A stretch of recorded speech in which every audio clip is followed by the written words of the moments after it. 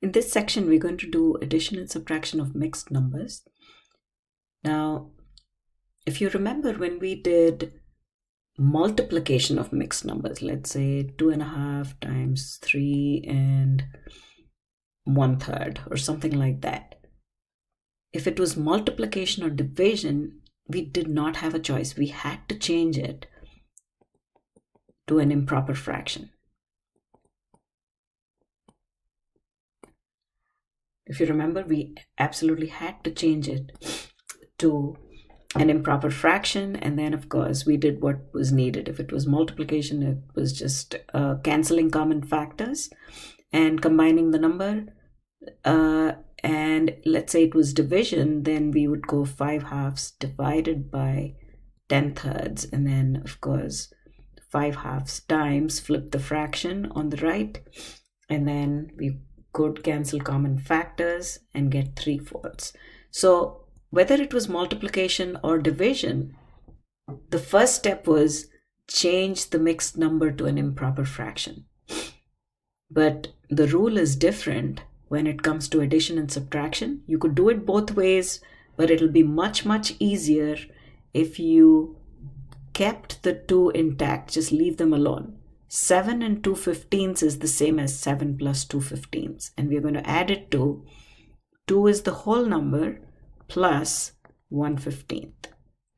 Notice that we are not changing the mixed number to an improper fraction because the numbers become large. It can be done, but it's tedious. So we're going to keep the whole number as a whole number and a fraction as a fraction. So let's add the fractions. So we get 2/15 plus 1/15. If the denominator is the same, we just add the 2 plus 1 and get a 3. If you remember from last time, 7 plus 2 is 9. So 9 and 3/15 is what we get. But 3/15 can be written in a simpler form. 3 times 1 is 3, 3 times 5 is 15. So we can cancel the 3's. Let me show it here. We cancel the 3's to get 1/5. So it's 9 and 1/5. So that is the final answer. Now imagine if you had to change this to an improper fraction, the numbers would be huge. Let me just show you what it would look like. 7 times 15 plus 2 divided by 15. This is a huge number. And then 15 times 2 is 30 plus 1/15. And then you're going to add these two, and then you have to do long division to come up with a mixed number form. So we avoided all that work by simply separating the whole number from the fraction. Multiplication and division, we do not have a choice. We have to change the mixed number to an improper fraction. And that's probably the best way to do the problem. Now the next one, we have 34 and 7/12 minus, now we are subtracting 23, and we're also subtracting 1/8. But notice that they are unlike fractions. So the LCM of 12 and 8, you can go 12 times 1 is 12, 12 times 2 is 24. This is small enough, the list, because we know that 8 times 3, you go 8 times 1 is 8, 8 times 2 is 16, 8 times 3 is 24, and we've already found the common factor. I'm sorry about that. So 24 is the LCM, but you could use the prime factorization method. 4 times 3 is 12. 8 is 2 times 2 times 2, which is 2 cubed. Pick the larger of the 2's, which is 2 cubed, that is an 8, times 3, which is 24. Either way, we see that. So you go times 3 to make the denominator a 24, times 2 to make the denominator a 24 in the first case. So this becomes 7 2s are 14 over 24, and this becomes 3 over 24. And now subtraction is easy. Remember, we are subtracting. 14 minus 3 over 24. Each is over 24. So that is 14 minus 3 is 11 over 24. Now we subtract the whole numbers. 4 minus 3 is 1. 3 minus 2 is 1. So what we have finally, that's a positive number. So it's 11 plus 11 24ths, which is equal to 11 and 11 24ths. So that's our final answer. So in the case of addition and subtraction, keep the whole number separate from the fraction and add or subtract based on the question. Now let's look at this. We have a mixed number and we are adding, so we are not going to change it to an improper fraction. We are going to leave the whole number separated from the fraction, and then we're going to add it to the whole number and the fraction. Notice that the denominator is the same. Like fractions can be added easily. 4 plus 3 is 7 fifths. Common denominator is 5. 4 plus 3 is 7. We are just adding the numerators. So that is 21. 13 plus 8 is 21. So when you add these two, you get a positive 7 fifths.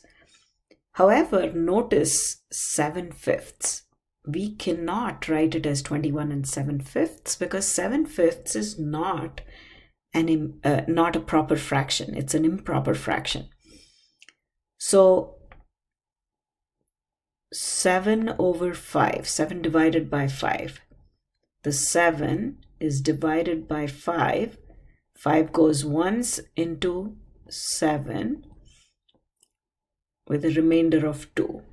So 7 fifths, we cannot write it this way. 7 fifths is really equal to 1 and 2 fifths. Remember, there's a whole number hiding inside the 7 fifths because it's an improper fraction.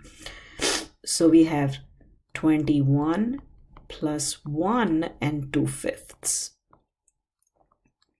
Now that looks better because this is a proper fraction and we've changed the 7 fifths into a mixed number. Now, why is that important? Because now we're going to add the 21 and 1 and make it 22. And in addition, we have a fraction of 2 fifths. So that is our final answer. So what you need to pay attention to is the fraction. If it's proper, we already have our answer. You just put these two numbers together and the answer is 11 and 11 24ths because that was a proper fraction. Look at the previous one. It was a proper fraction, so we didn't have to worry about it. So if the fraction is improper, you have to remember that there is a whole number hiding inside an improper fraction, and we have to account for it. And we never ever write mixed numbers as 21 and 7 fifths, for example. This has to be a proper fraction. Since we are writing it in the mixed number form, if there is a whole number in here, we need to add it to the whole number part of the mixed number. Let's look at the next one. 7 and 7/9 plus 8 and 5/6. Now, what is the LCM or a common denominator? Look, start with a bigger number. In your head, you're thinking 9 times 1 is 9, 9 times 2 is 18. And right away, if you remember your 6 times table, 6 times 3 is 18. And we found a common denominator quickly. But the safest way to do this would be write 9 as 3 squared, write your 6 as 2 to the 1 times 3 to the 1. Pick the larger of the 3's, which is 3 squared, multiply it with the larger of the 2's, which is 2 to the 1, and you get 9 times 2, 18. So either way, we have 18. Now what do we do here? We have to make this an 18. So 9 times 2 is 18. We multiply the numerator and denominator by a 2. 6 times 3 is 18. We multiply the numerator and denominator by